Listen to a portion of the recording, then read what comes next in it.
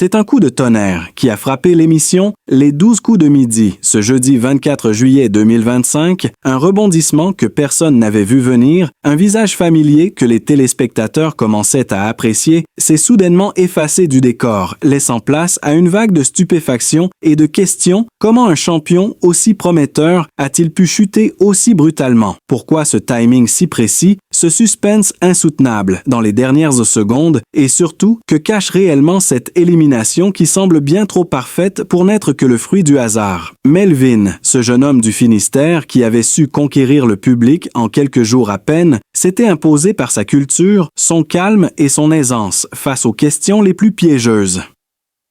Certains le voyaient déjà comme le nouveau phénomène du jeu prêt à détrôner les records d'Emilien, ou même de Bruno, et pourtant, il a suffi d'une poignée de secondes, d'un duel tendu, d'une simple question, à l'apparence banale pour tout, faire basculer le regard de Jean-Luc Reichmann à cet instant précis. La tension palpable dans le studio, le silence avant la sentence finale, autant de détails qui laissent penser que ce départ cache peut-être plus qu'un simple échec technique, car derrière la lumière des projecteurs et les sourires affichés, que s'est-il réellement joué en coulisses entre deux candidats, aux trajectoires si différentes entre un globe-trotteur discret et un directeur d'association engagé dont le passé croise étrangement celui de l'animateur. Pourquoi ce moment semble-t-il si écrit, si scénarisé? Jusqu'au millième de seconde près, tout semble trop précis, trop bien chorégraphié. Pour ne pas éveiller des soupçons des milliers de fidèles de l'émission, se pose la question, et un doute s'installe lentement, insidieusement. Melvin aurait-il été sacrifié pour mettre en lumière une figure attendue, un nom déjà connu en dehors du plateau? Et si cette rencontre n'était pas tout à fait fortuite, et si ce retour dans la lumière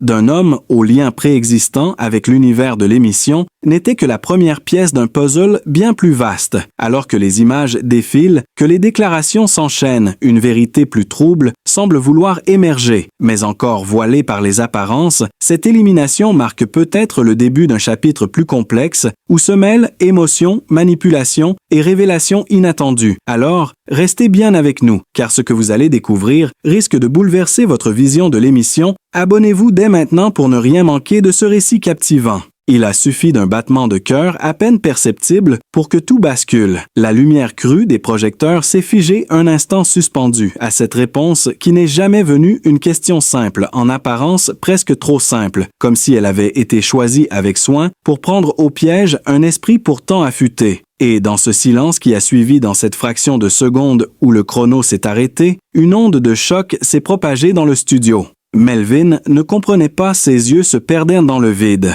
Son souffle semblait coupé, comme si quelque chose de plus grand que le jeu venait de le heurter de plein fouet. Mais ce n'était pas seulement la défaite, c'était ce sentiment étrange, ce vertige intérieur, qui naît lorsqu'on pressent que quelque chose cloche, que tout cela n'était peut-être pas censé se produire. Ainsi, les applaudissements sonnaient faux mécaniques, comme dictés par un protocole bien huilé, et dans la confusion croissante, un détail a frappé les plus attentifs le regard. De Ludovic, il n'était pas seulement ému, il semblait troublé, presque coupable. Ses mains tremblaient, ses yeux évitaient ceux de Melvin, et un murmure a commencé à se propager parmi les techniciens, ceux qui vivent chaque émission de l'intérieur, ceux qui savent quand un engrenage déraille, un son technicien a d'ailleurs glissé dans un souffle qu'un changement avait été opéré dans l'ordre des questions peu avant le tournage. Une directive venue d'en haut, disait-on, pour rendre l'émission plus palpitante, plus serrée. Et ce fameux gâteau breton, dont la réponse échappa à Melvin, n'était au départ même pas prévu. Dans la liste initiale, pourquoi ce changement soudain? Qui en a décidé? Et surtout pourquoi maintenant, alors que Melvin touchait enfin du doigt une place durable dans le jeu?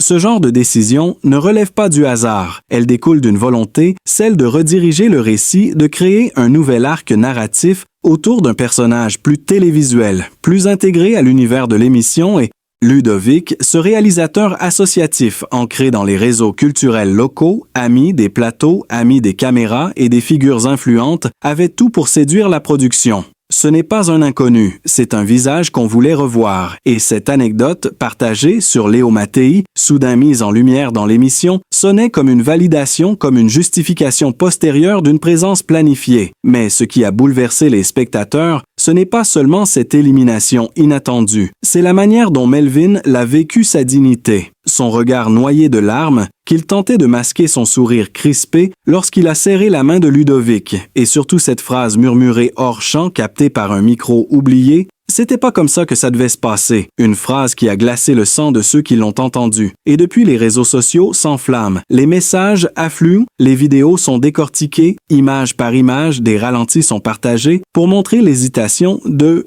l'animateur, l'ordre des questions, la régie qui s'agite en arrière-plan. Un spectateur dans le public affirme même avoir vu un assistant passer un mot discret à un membre de l'équipe juste avant la dernière manche, mais rien n'est confirmé, rien n'est clair, seulement des doutes, des frissons. Et ce sentiment étrange que l'histoire racontée sur le plateau n'est peut-être pas celle qui s'est réellement jouée dans les coulisses, et ce malaise qui s'installe, qui gagne les téléspectateurs comme une tache d'encre sur du papier blanc, fait ressurgir une question plus ancienne. Combien d'autres champions ont été ainsi stoppés au nom du rythme de l'émission, au nom de l'émotion télévisuelle à délivrer au bon moment? On repense à des départs précipités, à des retournements de situations trop beaux pour être honnête. Et si cette fois-ci c'était Melvin qui en faisait les frais. Lui, le jeune homme discret, attachant, qui avait tout pour rester longtemps et marquer les esprits, mais qui a peut-être simplement dérangé par sa sincérité brute, par son authenticité, dans un monde qui préfère les récits bien ficelés aux vérités trop brutes. Alors la question demeure, et elle est brûlante, que s'est-il vraiment passé ce 24 juillet sur le plateau des 12 coups de midi? Et c'est là que tout s'est figé, non pas dans le regard de Melvin, mais dans celui de Jean-Luc Reichmann, lui-même, une fraction de seconde à peine, un éclair de panique dans ses yeux, comme s'il réalisait que quelque chose venait d'échapper à son contrôle. Ce n'était pas prévu, ce n'était pas censé être maintenant. Puis un geste furtif de Ludovic, la main portée à la poche arrière de son pantalon, comme s'il rangeait quelque chose. Un papier, une note, une consigne. Abonnez-vous à la chaîne pour ne rien manquer de la suite, cette affaire est loin d'être terminée.